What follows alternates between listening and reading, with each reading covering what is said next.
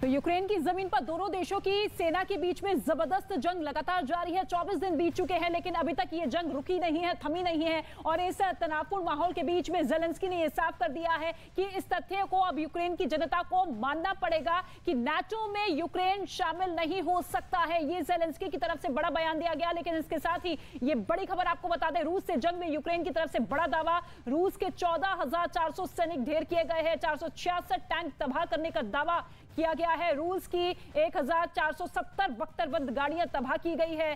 95 विमान गिराने का दावा यहां पर यूक्रेन की तरफ से किया गया है और 115 हेलीकॉप्टर गिराने का दावा भी यूक्रेन की तरफ से। इसके साथ ही 213 आर्टिलरी सिस्टम उड़ाने का दावा यहां पर किया गया है। 914 सैन्य वाहन हैं जिसे नष्ट किया जा चुका है और 17 ड्रोन विमान गिराने का दावा भी यूक्रेन कर रहा है कि रूस को देखिए बड़े पैमाने पर नुकसान पहुंचाया गया है। ये बड़ा दावा यहां पर यूक्रेन की तरफ से कि किस तरीके से रूस की सेना को खदेड़ने का काम लगातार जारी है और ऐसे में बड़े बड़े हथियार, टैंक, विमान ध्वस्त किए जा रहे हैं। ये आंकड़ा भी जारी किया गया है यूक्रेन की तरफ से। आज 24वां दिन है और ऐसे में सवाल यही है कि अब ये जंग किस तरफ आगे बढ़ती हुई नजर आएगी, क्योंकि राजधानी कीव पर एक तरफ लगातार पूरा प्रेशर है तो दूसरी ही तरफ आप देखिए शहर दर शहर बड़े बड़े नुकसान।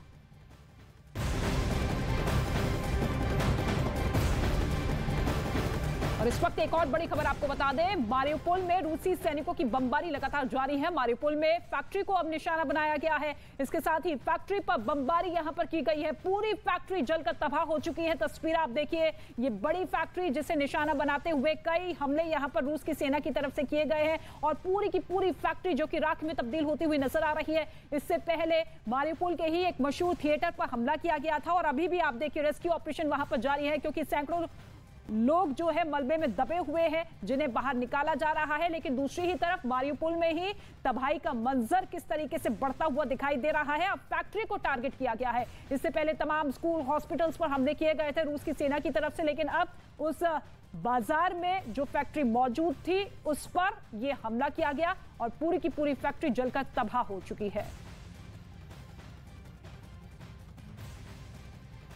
और यूक्रेन से एक और तस्वीर सामने आई है जिसमें लाइव फायरिंग हो रही है। यह वीडियो यूक्रेन की सेना की तरफ से किया गया है और बताया गया है कि किस तरीके से लाइव फायरिंग दोनों देशों की सेना करती हुई नजर आ रही है। यह तस्वीर आप देखिए, लाइव फायरिंग की तस्वीर यहां पर यूक्रेन की तरफ से जारी की गई है। यूक्रेन की जमीन पर ही दोनों देशों की सेना के बीच में ताबड़तोड़ हमले लगातार जारी है और फायरिंग अगर रूस की सेना कर रही है तो उसका मुंहतोड़ जवाब यहां पर यूक्रेन की सेना किस तरीके से दे रही है उसका यह वीडियो यूक्रेन की तरफ से जारी किया गया है।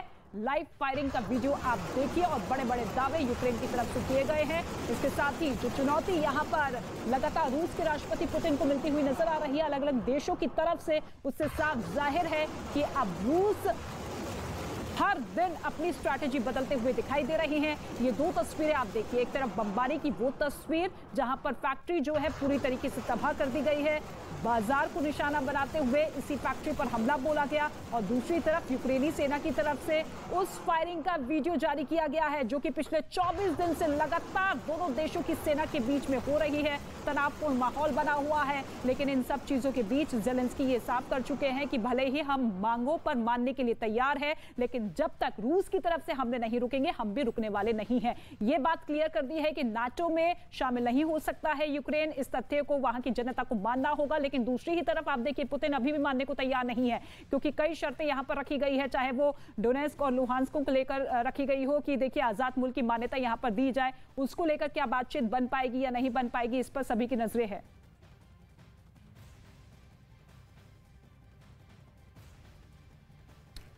और आप देखिए कुछ दिनों पहले ही ऐसी खबरें सामने आई थी कि रूस अब बेलारूस के सैनिकों को भी यूक्रेन के साथ लड़ने के लिए जंग में उतार सकता है। जो रूस की सेना की वर्दी में बेलारूस से यूक्रेन जाकर लड़ेंगे और राजधानी कीव पर कब्जा करने के लिए रूसी सैनिकों की मदद करेंगे, क्योंकि जंग के इतने दिन बीत जाने के बाद भी रूस कीव पर कब्जा नहीं कर पाया है, जो कि बेलारूस से सिर्फ 90 किलोमीटर की दूरी पर है। लेकिन अगर यूक्रेन के दावे में सच्चाई है तो रूस के खिलाफ अपने सैनिकों की बगावत बेलारूस के लिए परेशानी बन सकती है, क्योंकि बेलारूस के जरिए ही लगातार हमले तेज होते हुए भी नजर आए थे। और फिलहाल ये बड़ी खबर आपको बता दें, रूसी हमले में अब तक 222 लोगों की मौत हो चुकी है। राजधानी कीव में 222 लोगों की मौत का दावा यहां पर किया गया है। 36 घर तबाह करने का दावा भी किया गया है राजधानी कीव में। आप देखिए रूस के हमलों पर यूक्रेन की तरफ से ये बड़ा दावा किया गया है कि 222 लोगों की अब तक मौत हो चुकी है रूसी हमले में, और 36 घर जो है जहां पर लोग बसा करते थे, अपने परिवारों के साथ रहा करते थे, वो घर तबाह हो चुके हैं, नष्ट किए जा चुके हैं। राजधानी कीव की घेराबंदी की जा चुकी है, लेकिन अभी तक वहां पर कब्जा रूस की तरफ से नहीं किया गया है। ऐसे में जो बौखलाहट है वो पुतिन की निकलकर सामने आ रही है, और किसी भी तरीके से वहां पर हमले तेज किए जाए, लोगों में खौफ पैदा किया जाए, ताकि वो सभी लोग झुकने को तैयार हो जाए।